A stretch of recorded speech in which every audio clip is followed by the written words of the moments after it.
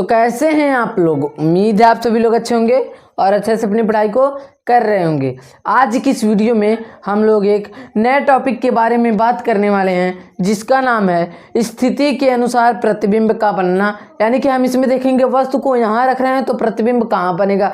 यह आज की इस वीडियो में हम लोग दर्पण के बारे में पढ़ेंगे।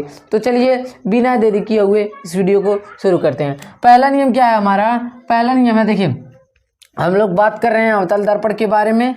ठीक, अवतल दर्पण का पहले चित्र बनाएंगे। पहले अवतल दर्पण का चित्र जल्दी जल्दी बना लेते हैं। हमारे पास पूरे 6 नियम है। कितने 6 नियम है?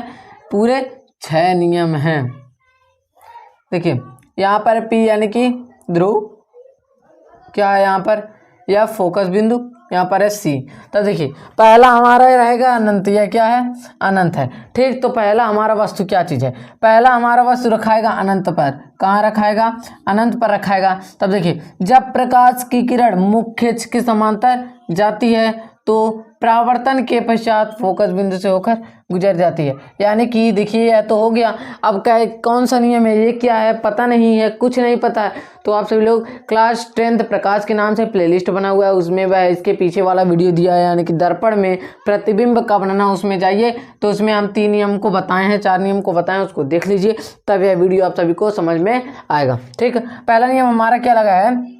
पहला नियम लगा है जब प्रकाश की किरण मुख्य अक्ष के समांतर जाती है तो परावर्तन के पश्चात यानी परावर्तन के पश्चात फोकस बिंदु से होकर चली जाती है। फिर वही नियम को लगा देंगे लेकिन नीचे से, जब प्रकाश की किरण मुख्य अक्ष के समांतर जाती है तो परावर्तन के पश्चात फोकस बिंदु से होकर चली जाती है। यानी कि यहाँ से फिर यहाँ तक। ठीक, अब यहाँ पर हमारा प्रतिबिंब बना, लेकिन अब जहाँ पर जो किरण है एक दूसरे को काटेगी वहीं पर हमारा प्रतिबिंब बनेगा। लेकिन जो पहली का किरण काटेगी वही को, देखिए यहाँ पर काटा है, कहाँ पर काटा है? यहाँ पर। लेकिन जो किरण परावर्तित होकर के काटेगी उसी को मान्य होगा। देखिए यहाँ से यहाँ गया, यहाँ से परावर्तित हो गया, यहाँ काट दिया, फिर यहाँ से यहाँ परावर्तित हुआ, यहाँ काट दिया। ठीक, हमारा हो गया। यानी कि वस्तु को लिखेंगे A B, इसको लिखेंगे A डैश B डैश।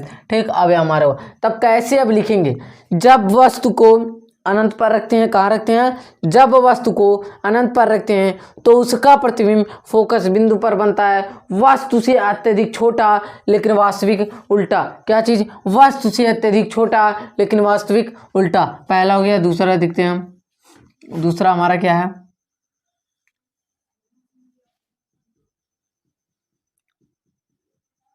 दूसरा नियम देख रहे हैं।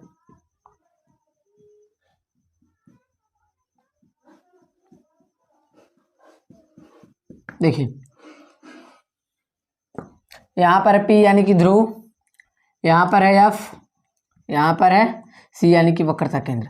अब देखिए अनंत पर था ना, तब अनंत से थोड़ा हट के आएगा, यानी कि यहाँ पर अनंत और वक्रता केंद्र के बीच में। तब फिर पहला नियम लगाइए, जब प्रकाश की किरण मुख्य अक्ष के समांतर जाती है परावर्तन के पश्चात फोकस बिंदु से होकर गुजर जाती है। फिर हमारा दूसरा नियम क्या था? दूसरा नियम था जब प्रकाश की किरण फोकस बिंदु से होकर जाती है। किससे होकर जाती है? जब प्रकाश की किरण फोकस बिंदु से होकर जाती है। जब प्रकाश की किरण फोकस बिंदु से होकर जाती है तो परावर्तन के पश्चात मुख्य अक्ष के समांतर चली जाती है। यानी कि हमारा प्रतिबिंब यहाँ पर बन रहा है। ठीक, अब देखिए जैसे जैसे प्रकाश की किरण गई है उसको उसी तरह से कर दे रहे हैं। देखिए कर दिए, नहीं गलत हो गया, ये वाला इधर से रहेगा यानी कि इधर से। ठीक, हो गया हमारा। देखिए अब क्या लिखेंगे? यहाँ पर A और B, यहाँ पर लिखेंगे A डैश और B डैश। ठीक, अब देखिए क्या लिखेंगे? जब वस्तु को कहाँ रखते हैं? अनंत और वक्रता के केंद्र के बीच में रखते हैं। कहाँ रखते हैं? जब वस्तु को अनंत और वक्रता केंद्र के मध्य में रखते हैं तो उसका प्रतिबिंब, क्या चीज़? जब वस्तु को अनंत और वक्रता केंद्र के मध्य में रखते हैं तो उसका प्रतिबिंब वक्रता केंद्र और फोकस बिंदु के मध्य बनता है, लेकिन वस्तु से छोटा और वास्तविक उल्टा।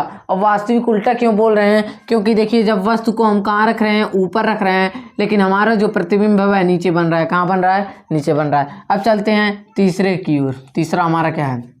पहले तीसरे का चित्र बनाते हैं। छोटा छोटा लिखेंगे, नहीं तो हो नहीं पाएगा, बोर्ड भी छोटा पड़ जाएगा। ठीक, कलई कर रहे हैं। देखिए यहाँ पर है P F सी। ठीक, अब देखिए हमारा वस्तु कहाँ था, यहाँ पर था। अब या इसके आगे थोड़ा सा लाएंगे, यानी कि वस्तु को यहाँ पर रखेंगे। कहाँ पर रखेंगे, यहाँ पर। तब देखिए जब प्रकाश की किरण मुख्य अक्ष के समांतर जाती है तो परावर्तन के पश्चात फोकस बिंदु से होकर चली जाती है। कहाँ से होकर चली जाती है, फोकस बिंदु से होकर चली जाती है। ठीक है, अब देखिए जब प्रकाश की किरण को कहाँ से ले भेजते हैं, देखिए एकदम ध्यान से देखिएगा। जब प्रकाश की किरण फोकस बिंदु से होकर जाती है तो परावर्तन के पश्चात मुख्य अक्ष के समांतर चली जाती है, यानी कि हमारा प्रतिबिंब भी यही बना। ठीक है, अब देखिए जैसे जैसे आया उसी तरह से हम बना दे रहे हैं। ठीक, अब देखिए अब क्या चीज़, यह हमारा वस्तु है ए बी, और हमारा क्या है, ये है ए और बी, हमारा ए डैश और बी डैश प्रतिबिंब। देखिए जब वस्तु को वक्रता केंद्र पर रखते हैं, कहाँ रखते हैं, वक्रता केंद्र पर रखते हैं, तो उसका प्रतिबिंब कहाँ बनता है, वक्रता केंद्र पर ही बनता है, वस्तु के बराबर लेकिन वास्तविक उल्टा, वस्तु के बराबर लेकिन वास्तविक उल्टा। ठीक है, अब यह हुआ। अब देखिए चौथे नियम की ओर चलते हैं।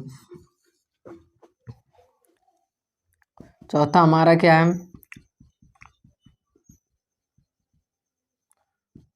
देखिए यहाँ पर है पी यानी कि ध्रुव, यहाँ पर है फोकस बिंदु, यहाँ पर है सी यानी कि वक्रता केंद्र। अब देखिए हमारा वस्तु यहाँ था, अब यहाँ पर रखेंगे। देखिए रख दिए। तब देखिए जब प्रकाश की किरण मुख्य अक्ष के समांतर जाती है, परावर्तन के पश्चात फोकस बिंदु से होकर चली जाती है। कहाँ से होकर चली जाती है, फोकस बिंदु से होकर चली जाती है। फिर हम दूसरे नियम का उपयोग करेंगे। किसके, दूसरा नियम हमारा क्या है, दूसरा नियम है जब प्रकाश की किरण, यानी पहले इसको लिख लेते हैं, तीर लगाते हैं।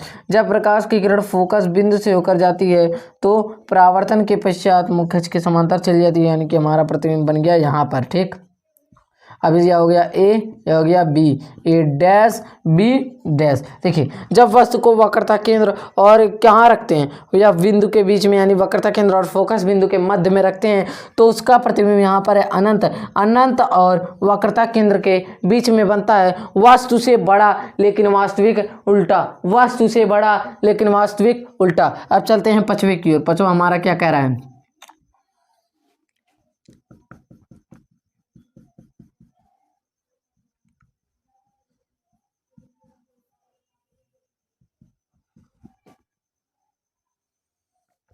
देखिए यहाँ पर है पी, यहाँ पर है एफ और यहाँ पर है सी।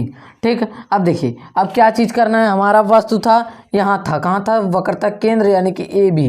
ठीक है, यहाँ पर लिखे हैं हम। देखिए यहाँ पर था, अब इसको यहाँ पर रखेंगे, यानी कि यहाँ पर रखेंगे। कहाँ पर रखेंगे, यहाँ पर रख दिए। तो अब देखिए क्या करेंगे, जब प्रकाश की किरण मुख्य अक्ष के समांतर जाती है, अपवर्तन के पश्चात फोकस बिंदु से होकर, देखिए जब प्रकाश की किरण मुख्य अक्ष के समांतर जाती है, अपवर्तन के पश्चात फोकस बिंदु से होकर चली जाती है। फिर हमारा तीसरा नियम था उसमें, जब प्रकाश की किरण वक्रता केंद्र से होकर जाती है तो अपवर्तन के पश्चात कहाँ से होकर जाती है, वक्रता केंद्र से होकर जाती है तो अपवर्तन के पश्चात पुनः उसी दिशा में लौट जाती है। क्या हो जाती है, पुनः उसी दिशा में लौट जाती है। अब एकदम ध्यान से देखिए, यह जो है थोड़ा थोड़ा झुकता आ रहा है, कहीं ना कहीं है जाकर तो मिलेगा ही, मिलेगा कि नहीं मिलेगा, मिलेगा। तब हम क्या करेंगे, जब वस्तु को अनंत यानी कि कहाँ रखते हैं, फोकस बिंदु पर रखते हैं, ए और बी, यानी कि जब वस्तु को फोकस बिंदु पर रखते हैं तो उसका प्रतिबिंब अनंत पर बनता है, वस्तु से अत्यधिक बड़ा लेकिन वास्तविक उल्टा। जब वस्तु को फोकस बिंदु पर रखते हैं तो उसका प्रतिबिंब कहाँ बनता है, अनंत पर बनता है, वस्तु से अत्यधिक बड़ा लेकिन वास्तविक उल्टा। अब चलते हैं लास्ट छठवें नियम की ओर।